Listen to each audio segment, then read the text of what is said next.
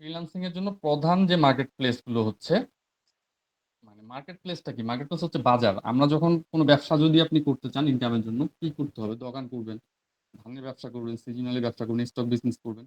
এটা কোথায় করবেন? মার্কেটে করতে হবে। তো ঠিক একইভাবে আমার ফ্রিল্যান্সিং এর জন্য আমাদেরকে ফ্রিল্যান্সিং এর যে মার্কেট প্লেসটা আছে, সেই মার্কেট প্লেসে গিয়ে আমাদেরকে এগুলো করতে হবে। তো এটার জন্য নির্দিষ্ট মার্কেট প্লেস আছে, এগুলো আপনারা অনেকে চিনেন, আবার আমরা কথা বলছি। এখন আপনি যদি মার্কেটে না যান, মার্কেটে না গেলে আপনি যদি বাজারে না যান, আপনি কিন্তু বুঝতে পারবেন না যে বাজারে আসলে শার্ট বেশি চাহিদা নাকি গেঞ্জির বেশি চাহিদা নাকি প্যান্ট বেশি বিক্রি হচ্ছে। অথবা আপনি যদি মুদির দোকান করেন, আপনি যদি বাজারে ঘোরাঘুরি না করেন, আপনি কিন্তু বুঝতে পারবেন না যে আসলে আ চালের চাহিদা বেশি নাকি ডালের চাহিদা বেশি। আপনি যখন একটা ব্যবসা করবেন, দোকান করবেন, আপনি কিন্তু অবশ্যই বা যে কেউ আগে ৬ মাস ১ বছর কিন্তু বাজারে ঘোরাঘুরি করে, বাজারে দেখে কার ব্যবসাটা ভালো চলছে, আমিও এই ব্যবসাটা করব। ঠিক একইভাবে আমাদের ফ্রিল্যান্সিং করতে গেলে আগে আমাদের মার্কেট প্লেস গুলো কিছুদিন ঘোরাঘুরি করতে হবে।